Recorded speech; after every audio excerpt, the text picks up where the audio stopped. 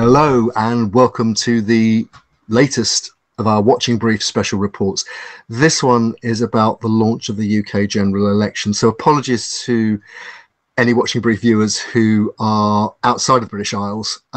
This might seem a little bit parochial, although actually the way heritage is handled, the way heritage people respond to political situations and so on, I think there are carryovers into other countries, other jurisdictions, and of course across the Atlantic there's another big general election later on this year in November, when the United States elects, among other political office holders, a new president. So a general election is really important because it's the one time when the politicians who handle policy towards things like development, what can be built where, who hold the purse strings for higher education and either tell universities to go out and fund themselves or find the money to subsidize university courses and have arguments about whether courses have value or not. And that's certainly been an issue with archaeology over the years. So most of the time things happen behind closed doors in Whitehall, in Westminster. A general election is the one time when the people making those decisions have to be out in the open, because if they don't get votes, they don't get to keep their jobs. And this particular Watching Brief really is to say one or two things. First is about getting involved, and the second is why we think you should get involved.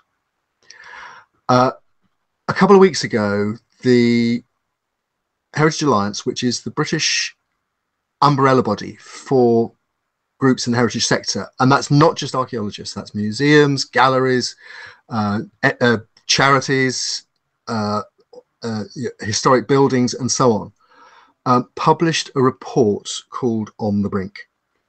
It is 70-odd pages of quite closely written, closely evidenced reportage on a sector that is in real trouble.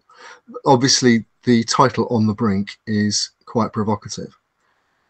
It talks about shortages, it talks about demoralized workforces, it talks about spiraling costs but diminishing revenue streams, it talks about short-term planning leading to long-term problems. We'll link to it below the line on the YouTube version, and you'll see you'll see illustrated and the web address on the TikTok version of this report. But it is really required reading for anybody in archaeology and heritage. It is also a manifesto for those politicians. Now, it was published before Prime Minister Sunak announced the general election this week, but the timing I don't think is any coincidence, because it is really written as a to-do list for an incoming government, where the Heritage Alliance is saying basically deal with these issues, short-term, medium-term, long-term, or you are dealing with a sector that contributes billions to the UK economy suddenly being in real trouble. So that's the reason why we at the Watching Brief at Archaeosoup, at the Pipeline News website, are suggesting to you that this general election, you need to get involved, at the very least as a voter, and possibly in a way that's more active as those politicians from whatever party come asking for your vote. Now, we are not going to endorse the political party. This isn't about saying go and vote for Starmer, vote for Sunak, vote for the Greens or whatever.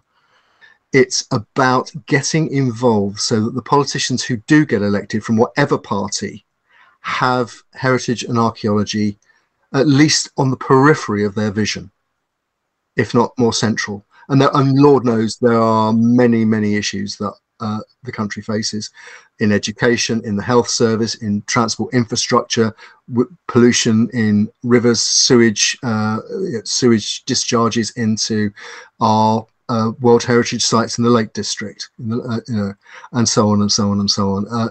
No one is suggesting that heritage is the only issue and people will make a decision based on heritage issues alone, but there are so many linkages particularly in the environmental sector, that we think that this is a really important general election, and it's one where it's really, really important to have the voice of archaeologists and heritage people heard. Now, the Electoral Commission, which is the British body which oversees general elections, has published a very useful page of information about what is required for you to take part as a voter. It's about and what, particularly this time around, what you need to have with you in terms of photo ID, because this is the first general election in the UK where to get a vote you have to show photo ID at the polling station. We'll link to the page, but the important dates are really very simple to remember. You've got until 1 minute to midnight on the 18th of June to register for a vote if you're not already on the electoral register. The deadline for applying for a postal vote, if you know you're going to be working away from base on polling day, which is the 4th of July, is 5 o'clock on Wednesday, the 19th of June. You can do it online and you can do it through your local authority, but if you want a postal vote, you have to apply for it by the 19th of June. If you want somebody to vote on your behalf, what's called a proxy vote, you have until 5 o'clock on the 26th of June to ask for that. And I talked about photo ID. The Electoral Commission has a list of the photo ID that's acceptable at polling stations, includes things like passports and driving licenses and so on. But if you don't have any of those, you can get a free, what's called a voter authority certificate from your local authority.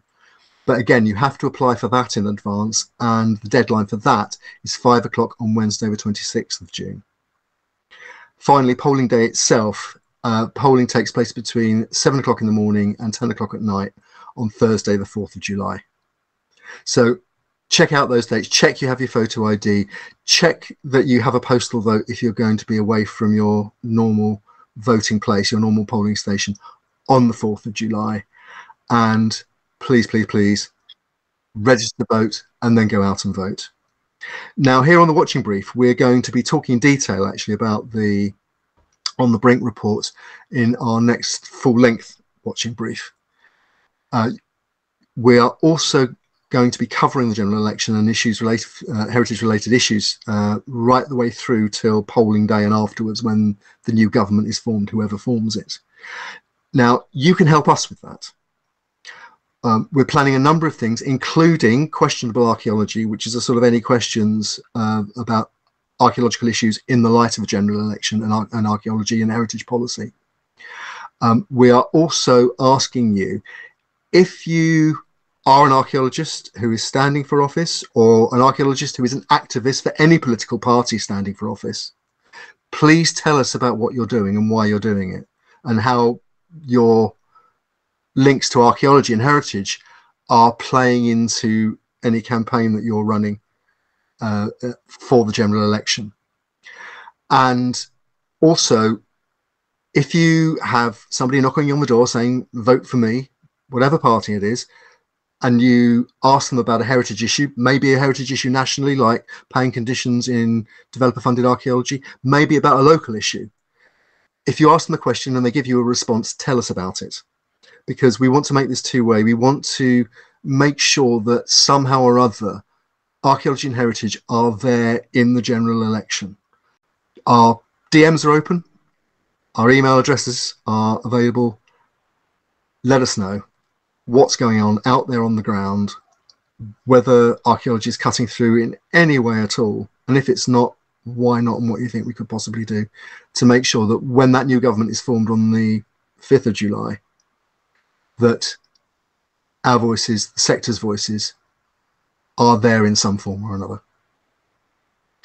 And as I said, whoever you vote for, register to vote and then go out and vote on the 4th of July. That's it for now. We'll be talking about the On the Brink report next time. See you soon. Bye-bye.